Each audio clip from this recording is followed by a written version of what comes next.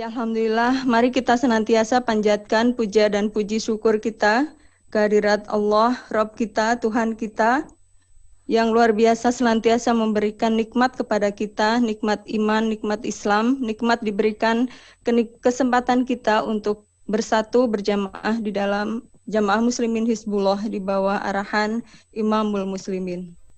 Salah satu nikmat yang patut kita syukuri juga bahwa Allah memberikan syariat kepada kita, syariat dinul Islam yang kamil, yang syamil, yang mencakup seluruh sisi kehidupan kita. Terlebih sebagai seorang muslimah, apapun kondisinya, syariat Islam mengatur kehidupan kita. Mulai ditakdirkannya kita lahir sebagai seorang bayi perempuan, kemudian tumbuh menjadi seorang remaja putri, menjadi seorang muslimah yang siap untuk mengarungi keluarga, menjadi ibu, menjadi nenek barangkali ya, semua lengkap di dalam syariat Islam. Mari kita senantiasa mempelajari syariat-syariat Islam ini untuk kebaikan kita di dunia maupun di akhirat. Salawat dan salam, mari senantiasa kita curah limpahkan kepada qudwah kita, teladan agung kita, Nabiullah Muhammad SAW, kepada para ummahatul mukminin, kepada para sahabat, sahabiah, tabi'in, beserta istri-istri mereka yang telah menjadi teladan bagi kita semua untuk bagaimana melaksanakan syariat Islam ini dalam kehidupan nyata sehari-hari. Ya, baik, untuk kesempatan Taklim Muslimah ini, kami mengucapkan jazakumullah khairan katsira kepada Lajnah yang telah diberi kesempatan untuk menyampaikan judul Muslimah Sejati Membangun Keluarga Islami. Ini satu judul yang luar biasa, barangkali banyak di antara ahwat-ahwat semuanya yang hadir di sini yang sudah menjadi senior saya, yang sudah lebih fasih dan fahim untuk mengamalkan tema ini, namun saya mencoba untuk menyampaikan dengan segala kedoifan. Salah satu yang menjadi motivasi bagi saya terutama untuk mempelajari hal ini karena adanya hadis dari Rasulullah Shallallahu Alaihi Wasallam bahwa apabila seorang wanita baik dalam sholatnya, kemudian dia melaksanakan saum Ramadan, kemudian dia taat kepada suaminya, maka dia akan diberi kesempatan untuk masuk ke dalam surga melalui pintu yang manapun yang bisa dia pilih.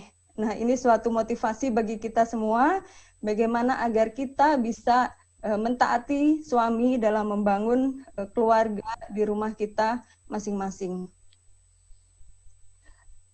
Mengapa kita penting untuk mempelajari hal ini, selain tadi mungkin yang sudah sama-sama kita simak dari Profesor Amani, ada setidaknya dua urgensi materi atau mengapa kita perlu untuk mempelajari hal ini.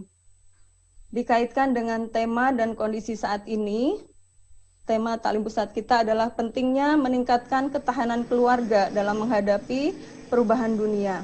Tadi sudah diuraikan oleh Profesor Amani tentang ketahanan keluarga.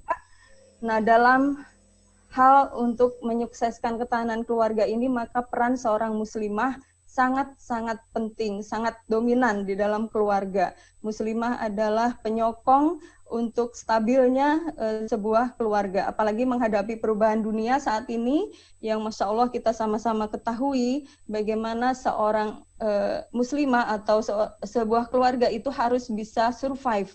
Seorang ibu tiba-tiba harus bisa mengajarkan kepada anak-anaknya bagaimana belajar, bagaimana mempelajari yang namanya matematika, mungkin fisika, kimia, dan sebagainya, atau pelajaran-pelajaran di tingkat SD, SMP, ya. Karena pandemi ini mengubah peran muslimah bukan hanya sebagai ibu untuk melayani dalam kebutuhan sehari-hari dalam kehidupan berkeluarga, tapi lebih dari itu, bisa mengatasi kondisi sosial, kondisi emosional, kondisi psikis, dan juga kondisi ekonomi di keluarga. Maka penting bagi kita untuk membekali diri dengan ilmu-ilmu yang didasarkan pada syariat Islam. Kemudian untuk pentingnya kita mengkaji juga hal ini bahwa muslimah adalah pilar kokohnya umat. Ada pepatah yang mengatakan bahwa negara yang kuat terdiri dari muslimat-muslimat atau wanita yang kuat.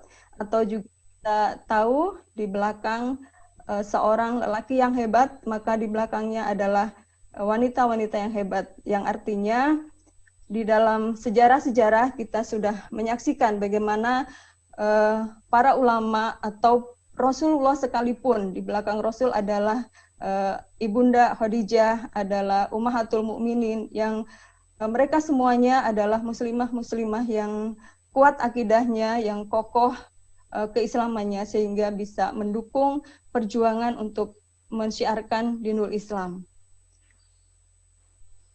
Selanjutnya kita akan masuk ke, karena judulnya adalah Muslimah Sejati Membangun Keluarga Islami, maka perlu kita ketahui tentang karakter muslimah sejati.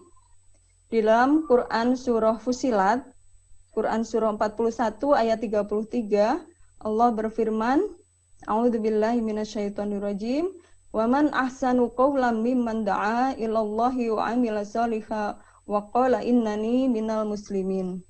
Siapakah yang lebih baik perkataannya daripada orang yang menyeru kepada Allah, mengerjakan amal yang soleh dan berkata, sesungguhnya aku termasuk orang-orang yang berserah diri.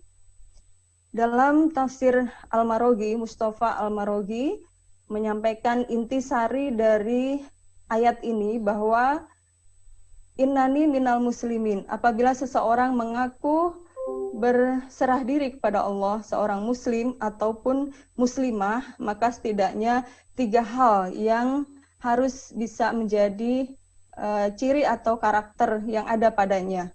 Yang pertama adalah ucapannya selalu baik. Di ayat ini disebutkan ahsanu qaulan. Ahsanu mengandung pengertian yang paling baik, atau dalam istilah bahasa Inggris superlatif. Jadi ucapan-ucapan yang paling baik itu hendaknya ada di dalam diri muslimah sejati, terutama di dalam berkeluarga. Ucapan ini menjadi hal yang paling utama gitu ya bagi seorang ibu, bagi seorang istri. Karena Rasulullah menyampaikan peringatan kepada kita semua bahwa di saat nanti di yaumil akhir atau di neraka itu akan banyak muslimat atau perempuan yang ada di sana. Kenapa? Karena ada 4 hal yang menyebabkan mayoritas muslimat itu menjadi penghuni neraka.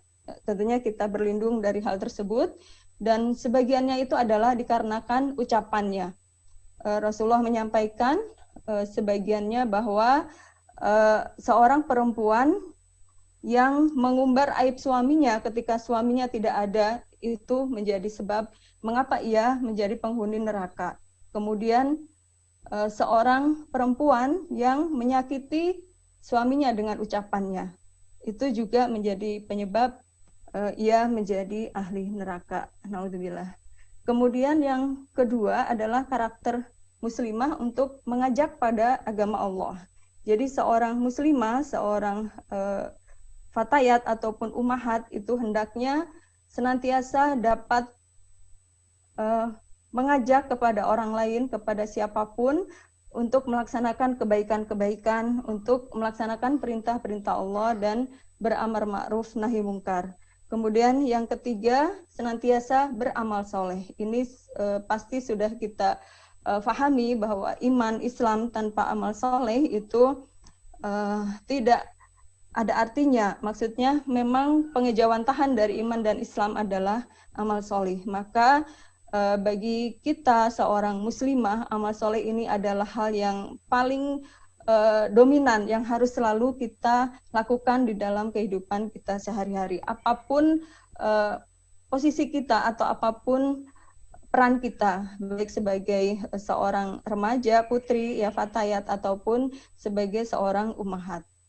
Kemudian ayat berikutnya yang berkaitan dengan karakter muslimah adalah Quran Surah Al-Mu'minun, surah ke-23 ayat 1 sampai 9. Barangkali kita semua ada yang sudah hafal dengan ayat-ayat ini. ada setidaknya 6 karakter atau ciri seorang mukminah sejati.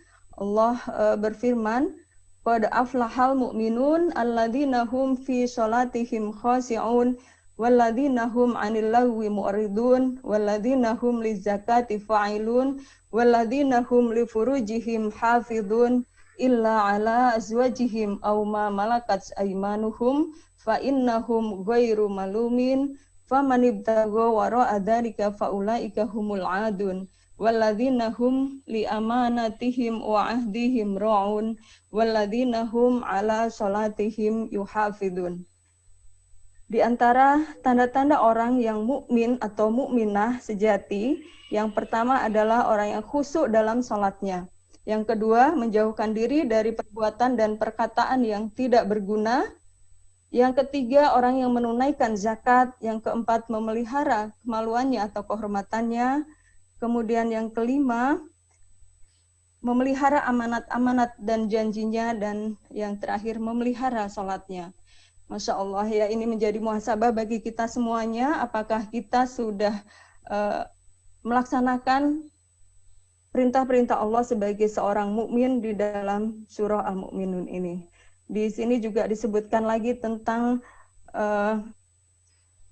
perkataan, ya, menjauhkan diri dari perbuatan dan perkataan yang tidak berguna. Ini sangat-sangat menjadi motivasi bagi kita semua agar dapat hanya menyampaikan hal-hal yang ma'ruf atau yang baik dalam ucapan kita sehari-hari. Kemudian ada satu hadis Rasulullah Shallallahu Alaihi Wasallam yang berkaitan dengan karakter seorang mukmin adalah Rasulullah bersabda, mereka yang diantara kamu memiliki sikap dan karakter terbaik, orang-orang yang menundukkan kepala di bumi dan rendah hati, yang bersama dengan orang lain dan yang dengannya orang lain merasa senang. Nah, inilah karakter seorang muslimah agar dapat bersikap tawadu, rendah hati, dan dimanapun muslimah itu berada, maka hendaknya dapat membuat orang lain merasa senang dengan akhlakul karimahnya. Nah, dengan berpedoman pada Al-Quran dan hadis yang tadi sudah kita fahami bersama, maka ini menjadi motivasi bagi kita untuk dapat melaksanakannya dan akhirnya menjadi suri tauladan bagi kita semuanya. Tentunya yang menjadi tauladan bagi kita adalah para ummahatul mukminin yang memang betul-betul melaksanakan syariat Islam itu di bawah arahan dan bimbingan atau pendidikan Rasulullah Shallallahu Alaihi Wasallam. Dan peringatan terakhir bahwa kita jangan sampai menjadi seorang yang mengaku mukmin tapi sebenarnya kita tidak beriman, karena Allah menyebutkan di surah Al-Baqarah ayat 8, wa minan nasi may yaqulu amanna billahi wa bil yaumil akhiri wa ma hum bimu'minin. Semoga kita terhindar dari sifat-sifat munafik, ya, yang mengaku beriman, mengaku seorang muslim yang berserah diri, namun dalam keseharian kita masih jauh dari karakter seorang mukmin tersebut. Selanjutnya ada 10 karakter muslimah sejati yang juga bisa kita jadikan panduan, yaitu dari Syekhul Hasan Al-Banna, seorang ulama terkenal dari Mesir, yang barangkali ini juga sudah sama-sama kita ketahui.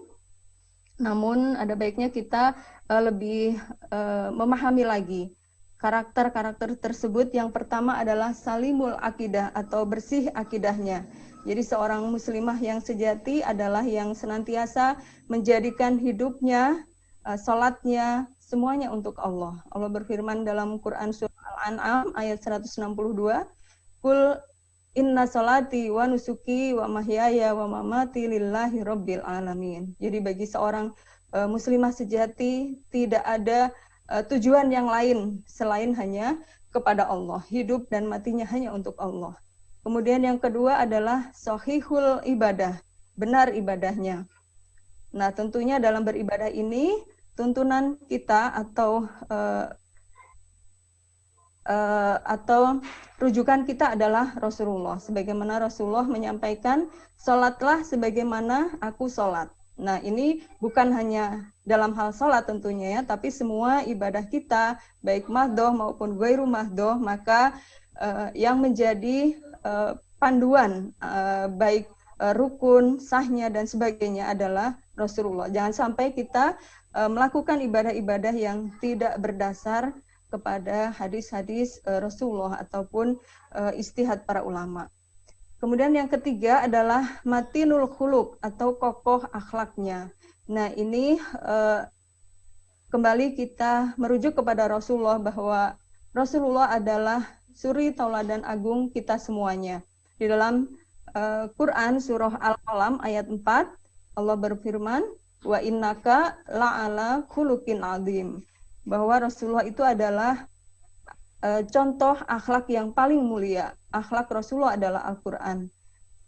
Ini penting bagi kita untuk mengkaji kembali kajian-kajian tentang akhlak. Bagaimana Rasulullah dalam kehidupannya selama 63 tahun atau minimal dalam 23 tahun menjadi Nabi dan Rasul itu berakhlak seperti apa. Maka itu harus kita contoh dalam kehidupan kita sehari-hari. Kemudian yang keempat adalah qawiyul jism atau kuat jasmaninya. Nah, ini juga penting bagi seorang muslimah ya, dengan berbagai kegiatannya, dengan berbagai tugas yang diembannya, maka kuat jasmani ini menjadi hal yang utama juga. Sebagaimana Rasulullah juga berfirman bahwa mukmin yang paling dicintai oleh Allah adalah mukmin yang kuat jasmaninya, ya. Penting bagi kita untuk memperhatikan hal ini. Kemudian yang kelima adalah musaqqaful fikri atau intelek dalam berpikir. Nah, meskipun seorang muslimah atau perempuan itu dikatakan yang dominan adalah perasaannya, tidak seperti seorang muslimin, tetapi kecerdasan seorang muslimah ini juga diperlukan karena dia akan mendidik anak-anaknya yang tentunya itu diperlukan suatu kecakapan atau kecerdasan. Dan Rasul kita juga memiliki sifat fatonah yang artinya cerdas, dan itu juga ada pada diri Ummahatul Mukminin seperti Aisyah ya, yang meriwayatkan banyak sekali hadis yang menjadi panduan bagi kita saat ini. Kemudian yang berikutnya adalah mujahadun linafsih, kuat melawan hawa nafsu. Nah, ini harus hati-hati bagi seorang muslimah kita ya, karena Masya Allah yang namanya syaiton itu sangat ingin sekali selalu menggoda seorang perempuan gitu ya. Bahkan ada yang penjelasan bahwa syaiton itu akan merasa berhasil apabila sudah merusak rumah tangga dengan membuat suami istri bercerai ya. Bukan hanya itu, tapi hawa nafsu yang dari syaitan yang harus kita lawan ini banyak sekali. Kemudian harisun ala waktihi, sungguh-sungguh menjaga waktu. Nah, ini juga sangat perlu kita perhatikan karena waktu ini sangat bermanfaat bagi kita. Allah memberikan usia kita terbatas, maka harus betul-betul bisa memanage dengan sebaik-baiknya. Rasul juga menyampaikan 5 hal yang 5 perkara apabila kita harus memperhatikannya. Ya, kuat sebelum lemah, sehat sebelum sakit, kemudian kaya sebelum miskin, lapang sebelum sempit, muda sebelum tua. Nah, itu tentang waktu ya.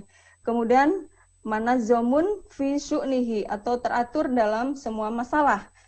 Di dalam rumah tangga itu kita menemukan sekali banyak masalah gitu ya, masalah maksudnya supaya kita lebih dapat menyelesaikan sebagai suatu ujian dan kita lulus dari ujian tersebut, maka dalam memanage masalah-masalah ada di keluarga itu kita harus betul-betul memperhatikan, jangan sampai menunda satu perkara sehingga bertumpuk dengan masalah-masalah yang berikutnya. Kemudian qadirun ala kasbi atau mampu berusaha sendiri. Nah, ini juga patut menjadi perhatian kita seorang muslimah ya, bahwa meskipun muslimah itu selalu ada dalam perwalian atau dalam tanggungan ya, sebelum dia menikah itu menjadi tanggungan orang tuanya atau ayahnya, dan sesudah menikah itu menjadi tanggungan suaminya. Namun muslimah yang mandiri atau muslimah yang bisa berusaha sendiri itu lebih bagus gitu ya, karena dalam hal materi juga tadi disampaikan oleh Profesor Amani bahwa apabila seorang muslimah itu mandiri dalam hal finansial, maksudnya itu bisa berzakat dan bisa memberikan manfaat yang luas kepada umat. Kemudian yang terakhir adalah nafi'un li ghairihi atau bermanfaat bagi orang lain. Ya, tentunya ini menjadi prinsip kita ya, bahwa khairukum anfa'uhum linnas. Seorang manusia yang paling bermanfaat adalah seorang manusia yang paling baik adalah yang paling bermanfaat bagi orang lain. Ini antara lain 10 karakter muslimah sejati yang bisa menjadi bekal bagi seorang muslimah untuk mengarungi kehidupannya, baik sebagai remaja, putri, fatayat, ataupun sebagai seorang istri bagi suaminya. Kemudian bagaimana karakter-karakter tersebut kita aplikasikan dalam membangun keluarga Islami di rumah kita masing-masing. Kita perlu mengetahui definisi keluarga. Secara bahasa disebutkan bahwa keluarga dalam bahasa Arab ada 3 kata, yaitu ahlun, kemudian kurba, dan ashiroh. Ya, ahlun ada ahlun ar-rajal, yaitu keluarga yang senasab seketurunan, mereka berkumpul dalam satu tempat tinggal. Kemudian ada ahlun al-Islam, adalah keluarga yang seagama. Berdasar rujukan dari Al-Raghib, yaitu seorang ahli mufradatul Quran atau yang mengkaji Al-Quran berdasar dari mufrad-mufradnya. Kemudian yang kedua adalah kurba, bahwa kurba itu adalah keluarga yang ada hubungan kekerabatan. Dan yang ketiga, ashiroh, adalah keluarga seketurunan yang berjumlah banyak. Ini menjadi wawasan bagi kita bagaimana keluarga dalam bahasa Arab. Kemudian definisi keluarga berdasar istilah adalah satu kesatuan hubungan antara laki-laki dan perempuan melalui akad nikah menurut ajaran Islam. Dengan adanya ikatan akad pernikahan tersebut, dimaksudkan anak dan keturunan yang dihasilkan menjadi sah secara hukum agama. Pengertian ini kami ambil dari Aunur Rohim Fakih. Intinya bahwa keluarga itu dimulai pintunya adalah pernikahan atau akad nikah. Nah, bagaimana konsep keluarga di dalam Islam?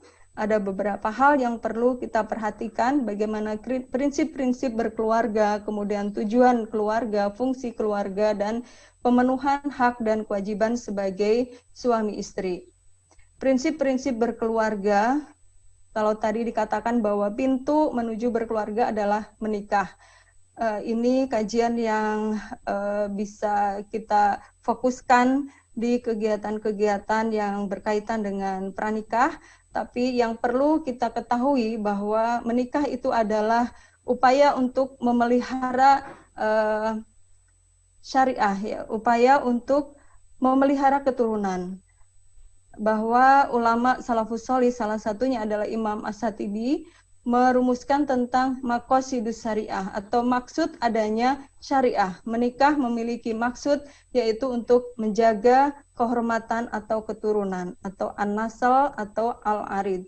Maka untuk mengarungi bahtera keluarga dalam hal pernikahan ini harus betul-betul didasarkan pada konsep-konsep Islam. Bagaimana ta'aruf, bagaimana memilih pasangan, atau bagi seorang muslimah ya, yang jelas ada aturan dari Rasulullah, atau bahwa tuntunan kita bahwa apabila ada seorang yang solih, maka terimalah ia gitu ya. Karena di dalam hadis yang lain pun panduan bagi seorang muslimin untuk memilih muslimah adalah fadfar bidzatiddin. Maksudnya di antara keempat yang bisa dipilih bagi seorang wanita yang utama adalah agamanya. Kemudian bagaimana supaya berkeluarga ini betul-betul sesuai dengan prinsip-prinsip Islam. Yang pertama adalah harus kita niatkan untuk ibadah, bahwa betul-betul menikah itu adalah dalam rangka ikhlas menaati perintah Allah Subhanahu wa taala. Di dalam ayat-ayat Al-Qur'an banyak sekali yang memerintahkan kita untuk melakukan atau untuk menikah, kemudian mengikuti sunnah Rasulullah dan juga sunnah nabi-nabi sebelum Nabi Muhammad. Itu semua menganjurkan atau memerintahkan untuk menikah bagi seorang muslimah. Kemudian menjaga kesucian diri, bagaimana ini bisa dilalui hanya dengan menikah. Kemudian membangun peradaban Islam, karena dengan menikah kita akan memiliki keturunan-keturunan yang akan menjadi generasi penerus kita. Kemudian yang konsep berikutnya adalah kita harus mengenal karakter atau mengenal karakter pasangan atau suami kita, ya. Allah menciptakan laki-laki berbeda dengan wanita, ya. Allah menciptakan Nabi Adam berbeda dengan Ibunda Hawa, baik dari bahan untuk menciptakannya maupun karakter-karakter yang ada padanya. Maka Allah memerintahkan dalam hal ini adalah pasangan adalah libasul lakum, selayaknya pakaian, maka fungsinya adalah saling menutupi, untuk memperindah, untuk menyempurnakan bagaimana seorang laki-laki dan wanita. Karakter perempuan dan karakter laki-laki ini sangat berbeda. Mungkin ada beberapa hal prinsip yang sama, namun memang Allah menciptakan seperti itu sesuai dengan fitrahnya. Seorang laki-laki lebih melindungi sebagai qawam, sebagai pemimpin dalam rumah tangga, maka yang dominan barangkali akalnya gitu ya. Bagi laki-laki itu yang dominan apabila ada masalah itu ke solusinya, bagaimana masalah solusi gitu ya. Sebaliknya apabila seorang perempuan barangkali banyak sekali mempertimbangkan perasaan-perasaan gitu ya, yang apabila hal itu dilakukan oleh seorang suami, maka barangkali masalah itu tidak akan selesai gitu. Sebaliknya seorang perempuan memiliki perasaan yang dominan karena memang disitulah fitrahnya diperlukan. Bagaimana dia harus bersikap lembut, bersikap penuh dengan perasaan dalam mendidik anak-anaknya, membesarkannya sampai menjadi seorang yang sanggup untuk memikul beban berikutnya. Kemudian laki-laki juga menyukai dengan keindahan, maka selayaknya seorang wanita juga memperhatikan hal ini. Kemudian yang berikutnya bahwa suami itu adalah aset amal jariah kita, bukan hanya suami, tetapi kita ketika menikah seluruh anggota keluarga suami itu adalah amal jariah. Di dalam kehidupan kita pun anak-anak kita adalah aset-aset amal jariah kita. Bagaimana kita setiap hari mungkin harus menyediakan makanan, minuman, itu sedekah yang utama bagi seorang muslimah. Kemudian mengajarinya untuk menaati perintah Allah. Semuanya adalah aset-aset ladang pahala bagi seorang muslimah. Maka alangkah ruginya jika seorang muslimah atau seorang ibu dalam berkeluarga ini tidak melakukannya dengan penuh keikhlasan atau penuh sesuai dengan syariat, karena nantinya tidak akan menjadi amal jariah.